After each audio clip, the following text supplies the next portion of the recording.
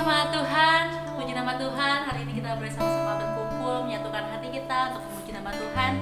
Mari kita siapkan hati kita, tundukkan kepala, izinkan Tuhan bekerja dalam setiap hati kita. Terima kasih Tuhan, terima kasih. Terima kasih Bapa atas setiap pekerjaan tangan-Mu yang sungguh ajaib dalam kehidupan kami. Engkaulah sumber kekuatan kami, Engkaulah pengharapan kami, satu-satunya yang kami pegang dalam kehidupan kami Tuhan. Badai boleh menerpa hidup kami, silih berganti Tuhan, tapi penyertaan-Mu yang sungguh sempurna ada atas hidup kami Tuhan. Terima kasih Bapa, terima kasih. Haleluya, haleluya. Kami mau sembah Engkau Allah yang kudus. Kami mau sembah Engkau Tuhan. Engkaulah kekuatanku,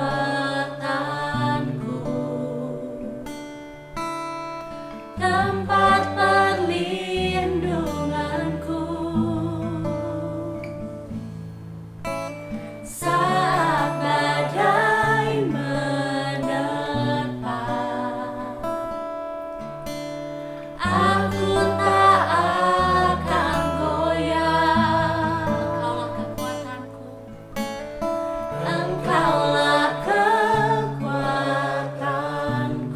Kami merindu,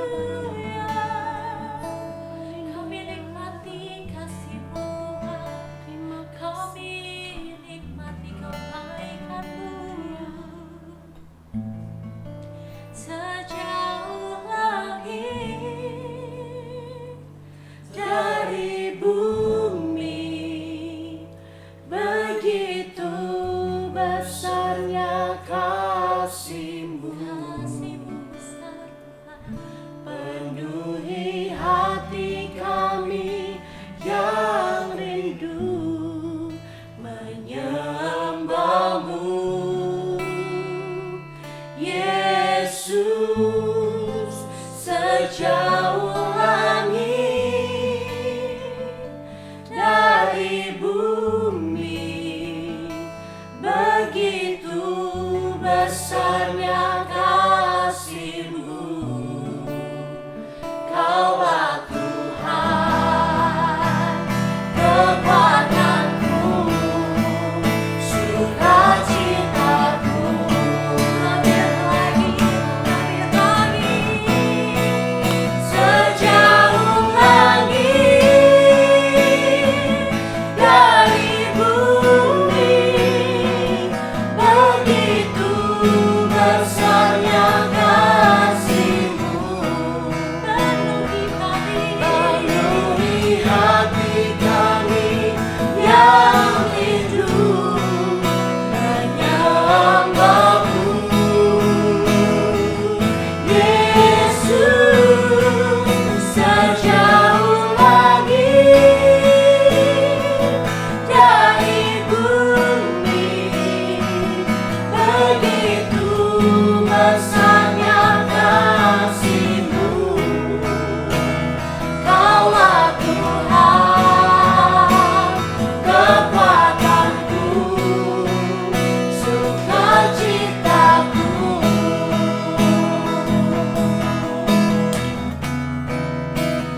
Kaulah Tuhan, kekuatanku, sukacitaku.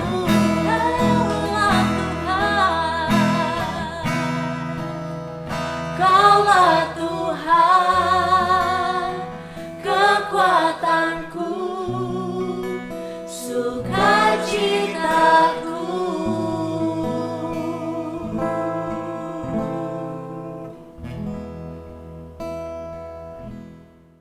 Shalom Bapak Ibu semua dan jemaat yang dikasihi oleh Tuhan. Selamat menyaksikan kembali tayangan renungan firman Tuhan yang dipersembahkan oleh Gereja GBI KIA. Mari kita satukan hati kita dalam doa sebelum kita mendengarkan renungan firman Tuhan saat ini. Bapa kami yang ada di sorga, kami mengucap syukur buat kasih karunia yang Tuhan anugerahkan kepada setiap kami. Sehingga pada saat ini kami boleh mendengarkan firman Tuhan. Kami berdoa biar Roh-Mu yang kudus memampukan kami untuk memahami kebenaran firman-Mu. Mampukan kami untuk tidak hanya mendengar, tetapi kami sungguh-sungguh melakukan akan setiap firman Tuhan yang disampaikan pada saat ini. Karena kami yakin dan percaya berbahagialah mereka yang hidup melakukan firman Tuhan. Di dalam nama Tuhan Yesus Kristus kami berdoa. Bersama-sama katakan amin. Bapak Ibu, mari kita buka firman Tuhan dalam kitab Ibrani pasal yang ke-12 ayat 25 sampai 27. Ibrani pasal 12 ayat 25 sampai 27. Jagalah supaya kamu jangan menolak Dia yang berfirman. Sebab jikalau mereka yang menolak Dia yang menyampaikan firman Allah di bumi tidak luput, apalagi kita, jika kita berpaling dari Dia yang berbicara di sorga. Waktu itu suaranya menggoncangkan bumi. Tetapi sekarang Ia memberikan janji, satu kali lagi aku akan menggoncangkan bukan hanya bumi saja, melainkan langit juga. Ungkapan satu kali lagi menunjuk kepada perubahan pada apa yang dapat digoncangkan. Karena Ia dijadikan supaya tinggal tetap apa yang tidak tergoncangkan. Amin. Demikianlah firman Tuhan.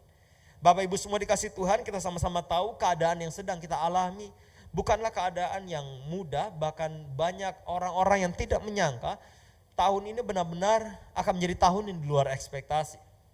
Sesuatu yang dianggap itu sesuatu yang firm menurut ukuran dunia ternyata dapat digoncangkan oleh virus. Ya kita sama-sama tahu di tengah corona, virus pandemi seperti ini. Nah, goncangan-goncangan seperti ini, kalau kita mau percaya akan kebenaran firman Tuhan, kita akan tetap meyakini di balik goncangan ini Tuhan punya maksud. Karena kita yakin dan percaya tidak ada satupun yang terjadi di luar kehendak Bapa di sorga. Bahkan ingat firman Tuhan sudah menyampaikan, pernah menulis kepada setiap kita, dan ini penyampaian Yesus. Tidak ada satupun rambut kita yang jatuh di luar kehendak Bapa di sorga. Tidak ada satupun yang jatuh di luar kehendak Bapa di sorga. Artinya apa? Goncangan yang sedang dialami oleh banyak orang bukan berarti di luar kehendak Bapa. Ini semua sudah seizin Dia, bukan karena Dia jahat. Tetapi apa? Dia ingin supaya setiap orang yang percaya semakin menjadi kuat di dalam firman-Nya. menjadi kuat di dalam pengharapannya akan kepada Tuhan. Bukan lagi berharap kepada dunia, bukan lagi berharap kepada manusia di sekitarnya, tetapi sungguh-sungguh berharap kepada Tuhan, kepada Dia yang tidak tergoncangkan. Berapa banyak kita percaya Yesus Kristus adalah pribadi yang tidak tergoncangkan. Firman adalah landasan terkuat bagi setiap kita. Oleh karena itu, goncangan ini perlu. Supaya kita semakin menguatkan, meneguhkan kaki kita untuk tetap berada di dalam firman. Ingat perumpamaan dua rumah yang pernah Yesus sampaikan. Ada badai yang sama menghampiri dua rumah itu. Perumpamaan yang bicara tentang satu rumah dibangun di atas pasir, satu rumah dibangun di atas pondasi batu, yang dimana sang pendiri itu benar-benar menggali itu dalam-dalam. Dan kita lihat dari dua rumah itu, hanya satu rumah yang tetap teguh, menang menghadapi badai. Yaitu apa? Rumah yang dibangun di atas pondasi. Artinya apa? Goncangan itu ada, tadi saya sampaikan. Goncangan Tuhan izinkan supaya melatih kita orang-orang percaya semakin mengeratkan kaki ini, pijakan kita kepada firman. Dan kita menjadi orang yang kuat dan tetap teguh dan memancarkan kemuliaan Tuhan. Yaitu prinsip-prinsip firman Tuhan di dalam kehidupan kita. Bapak Ibu semua dikasih Tuhan, tapi sayangnya banyak orang tidak suka akan keadaan ini. Wajar. Manusia kita akan selalu menolak yang namanya rasa sakit. Walaupun sebenarnya rasa sakit itu hadir hanyalah sebuah efek akibat dari proses yang kita alami. Dari goncangan yang kita alami. Dengar ini baik-baik. Kita manusia ini suka kenyamanan. Tapi sayangnya kenyamanan itu adalah kelemahan buat setiap orang percaya untuk tetap mengikuti Tuhan. Saya ulangi. Kenyamanan, rasa nyaman, rasa enak adalah kelemahan bagi setiap orang percaya untuk bisa menggenapi rencana Tuhan yang mulia. Bahkan untuk melihat penggenapan janji Tuhan. Bapak Ibu semua dikasih Tuhan, ingatlah bagaimana Israel dituntun oleh Tuhan. Keluar dari Mesir ditebus dan mereka dituntun melalui padang gurun. Kenapa harus melalui padang gurun? Supaya Israel menjadi pribadi yang dilatih, kuat, memiliki prinsip akan firman Tuhan. Menjadi bangsa yang ketika masuk ke tanah Kanaan, menjadi bangsa yang hatinya teguh kepada perintah-perintah Tuhan. Menjadi bangsa yang memancarkan akan kekudusan Tuhan. Bukan sekedar bangsa yang habis ditebus, tidak. Tapi menjadi dewasa, menjadi kuat, menjadi pribadi yang teguh akan firman Tuhan. Tetapi kenapa banyak Israel hampir seluruhnya, hampir 90% yang keluar dari Mesir justru mati di padang gurun. Ini dia, karena mereka mencari kenyamanan. Mereka menolak goncangan itu. Mereka menolak proses itu. Sehingga mereka tidak bisa menjadi pribadi yang menggenapi rencana Tuhan dalam kehidupan mereka.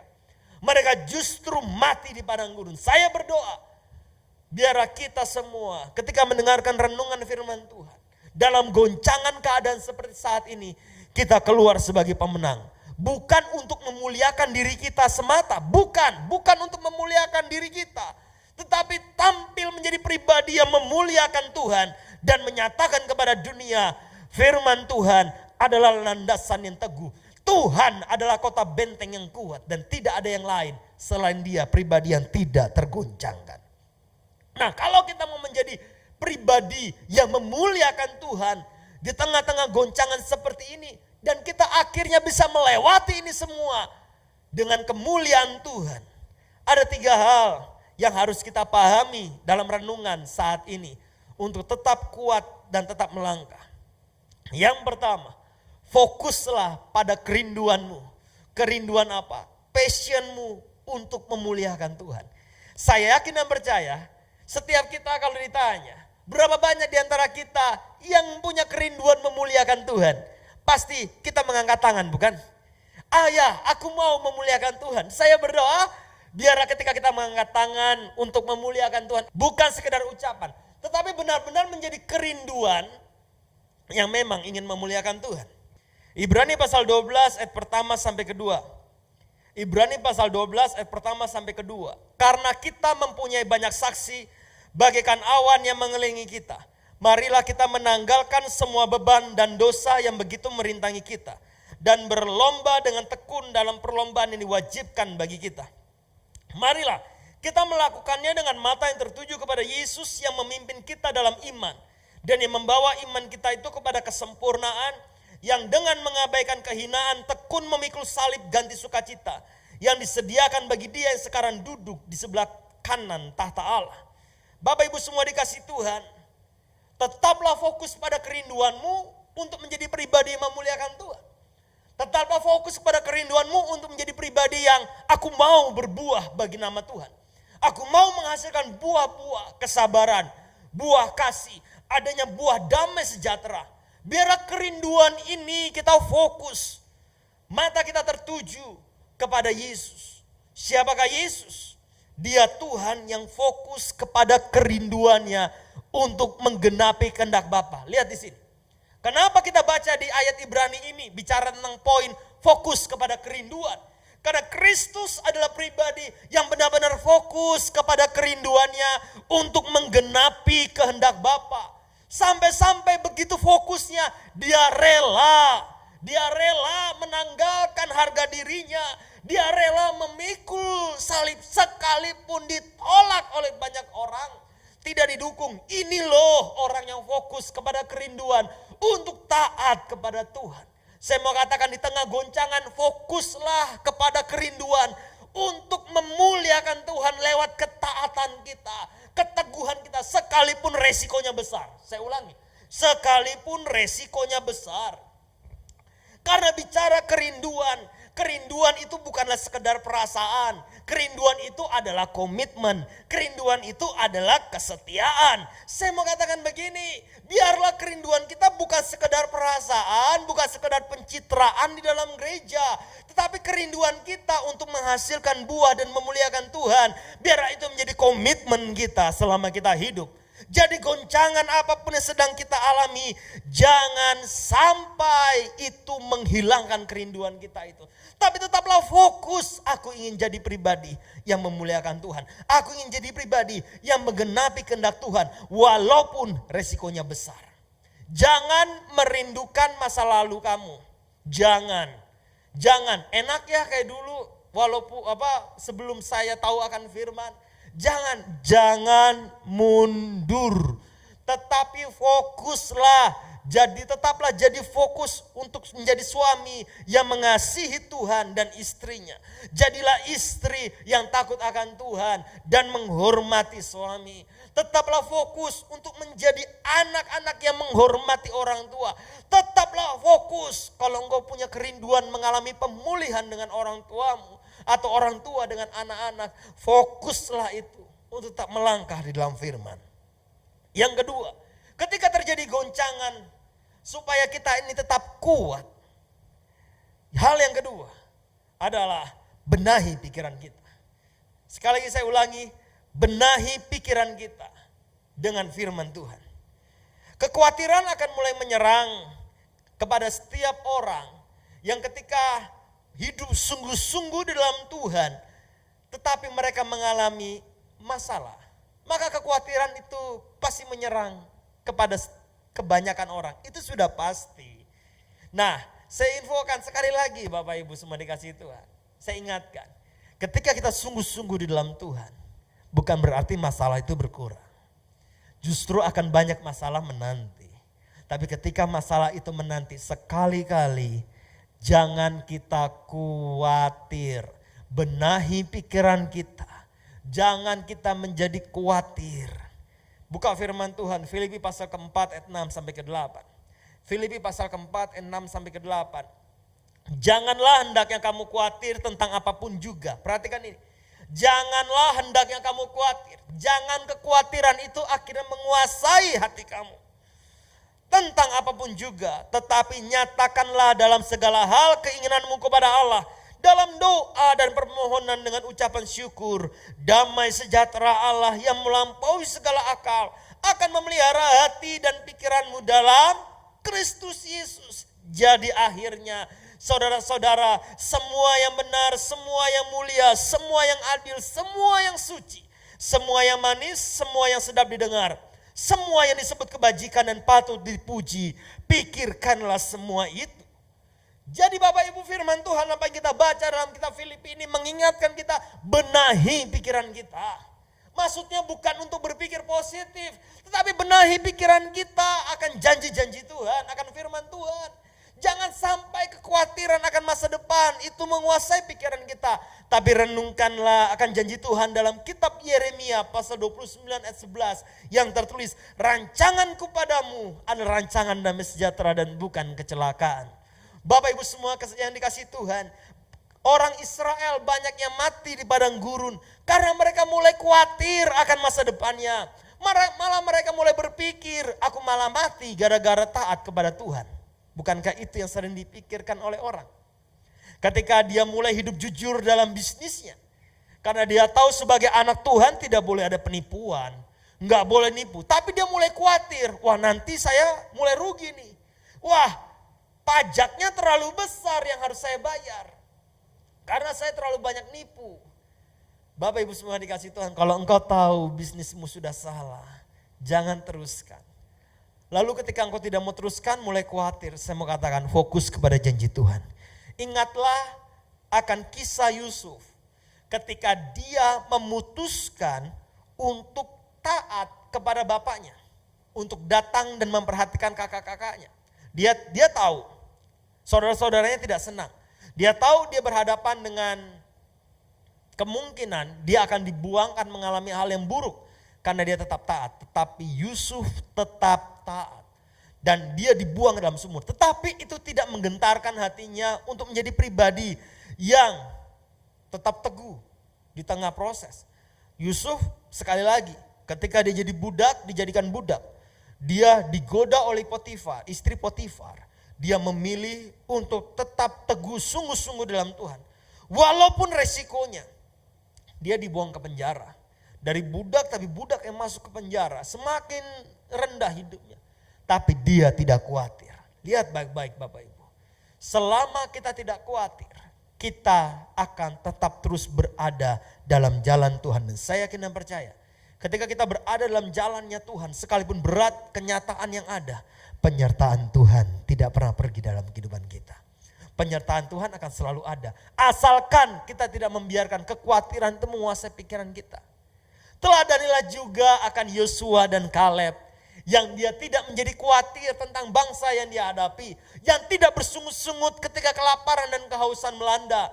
Tetapi dia tetap membenahi pikirannya.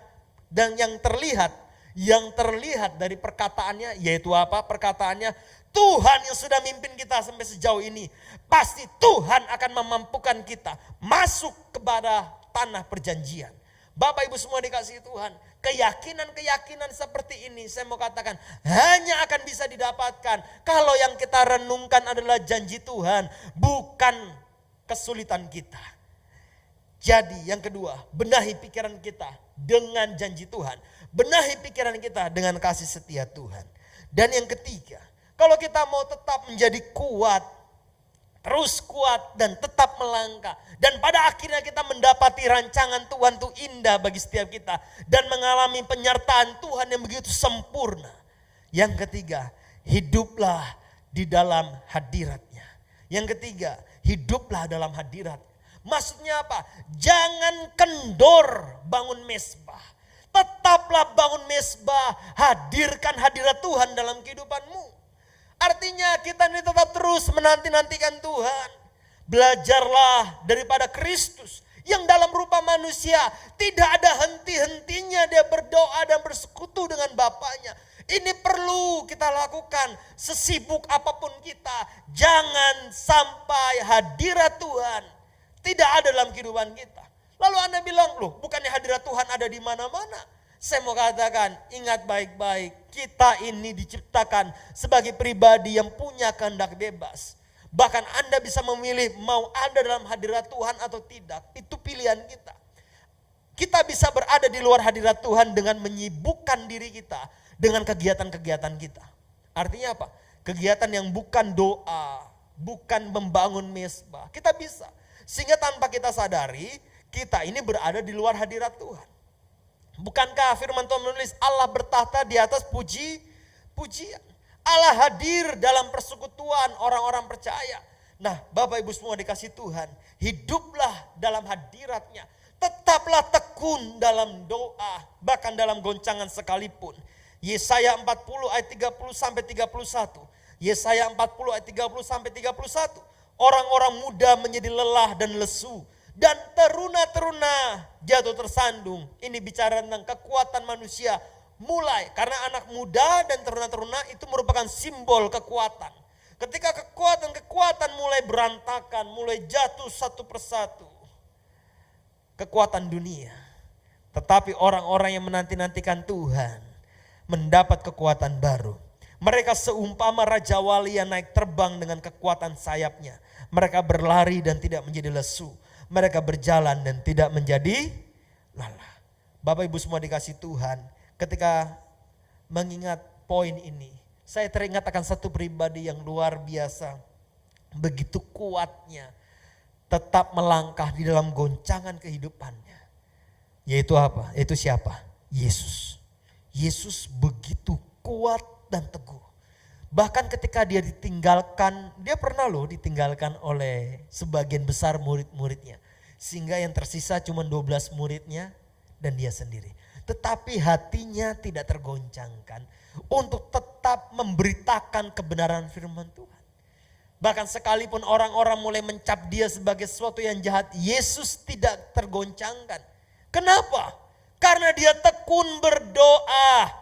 Bahkan hal terberat dalam kehidupannya untuk pikul salib, dia tetap tekun pikul salib, dia bisa.